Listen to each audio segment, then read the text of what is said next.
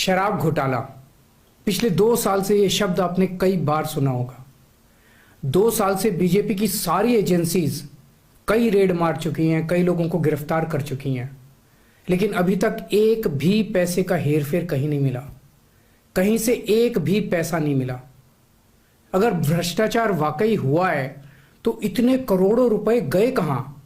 क्या सारा पैसा हवा में गायब हो गया? सच्चाई यह है कि किसी तरह का कोई भ्रष्टाचार हुआ ही नहीं।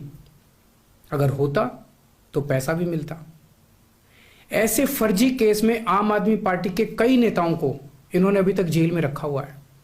किसी के भी खिलाफ कोई सबूत नहीं है, कुछ साबित नहीं हो रहा, खुलेआम गुंडागर्दी चल रही है, किसी को भी पकड़ के जेल में डाल दो।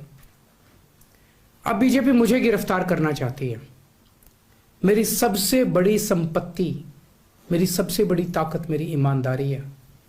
झूठे आरोप लगा के, फर्जी समन भेज के ये मुझे बदनाम करना चाहते हैं, मेरी ईमानदारी पे चोट करना चाहते हैं। इन्होंने मुझे समन भेजे हैं। मेरे वकीलों ने मुझे बताया कि ये समन गैर कानूनी है। क्यों गैर कानूनी है? ये मैंने इनको विस्तार से लिख के भेजा है। मैंने बताया है कि उनके समन कैसे गैर कानूनी है, लेकिन उन्होंने मेरी एक भी बात का जवाब नहीं दिया। इसका मतलब उनके पास मेरी बातों का जवाब नहीं है।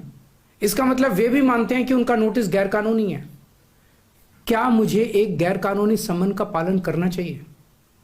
अगर कानूनी रूप से सही समन आएगा तो मैं पूरा सहयोग करूंगा।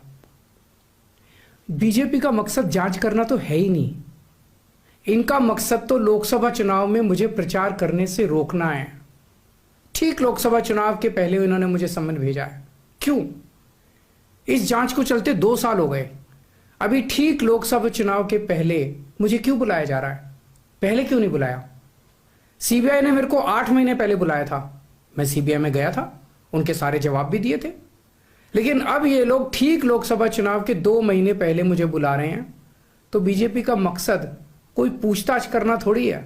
इनका मकसद है पूछताछ के बहाने केजरीवाल को बुला लो और उसे गिरफ्तार कर लो, ताकि मैं लोकसभा चुनाव में प्रचार ना कर पाऊं।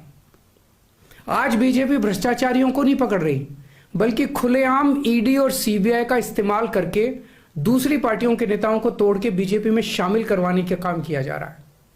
एक नहीं, 2 नहीं, कितने उदाहरण हैं जहां किसी पार्टी के नेता के खिलाफ ईडी सीबीआई के मामले चल रहे थे या उन पे गंभीर आरोप लगे हुए थे। जैसे ही वो नेता बीजेपी में शामिल हुए, उनके सारे पुराने मामले बंद कर दिए गए या ठंडे बस्ते में डाल दिए गए। तो जो इनकी पार्टी ज्वाइन कर लेता है उसके सारे मामले रफा दफा कर दिए जाते हैं। जो इनकी पार्टी में नहीं जाता वो जेल जाता है। आज मनीष सिसोदिया, संजय सिंह और विजय नायर इसलिए जेल में नहीं है कि उन्होंने भ्रष्टाचार किया है, वो इसलिए जेल में है क्योंकि उन्होंने बीजेपी में शामिल होने से इनकार कर दिया है। आज हम बीजेपी का मुकाबला क्यों कर पा रहे हैं? क्योंकि हमने कोई भ्रष्टाचार नहीं किया। अगर हमने जरा सा भी गलत काम किया होता तो दूसरे भ्रष्टाचारी नेताओं की तरह आज भी हम बीजेपी में शामिल हो चुके आज तो होते आज तक। इस तरह देश के ईमानदार नेताओं को जेल में डाल के और भ्रष्टाचारियों को अपनी पार्टी में शामिल करवा के ऐसे तो देश आगे नहीं बढ़ सकता। ये क्या चल रहा है? ये जो कुछ भी चल रहा है बहुत खतरनाक है। ये हमारे जनतंत्र के लिए बहुत गलत है। इसे रोकना होगा। मैं हमेशा देश के लिए लड़ा हूं। मेरा तन मन धन देश के लिए है। मेरी एक एक सांस देश के लिए है। मेरी खून की एक एक बूंद देश के लिए है। मेरे शरीर का एक एक कतरा देश के लिए समर्पित है। हमें मिलकर देश को बचाना है। मैं पूरी जी जान से इनके खिलाफ लड़ रहा हूं। आपका साथ चाहिए।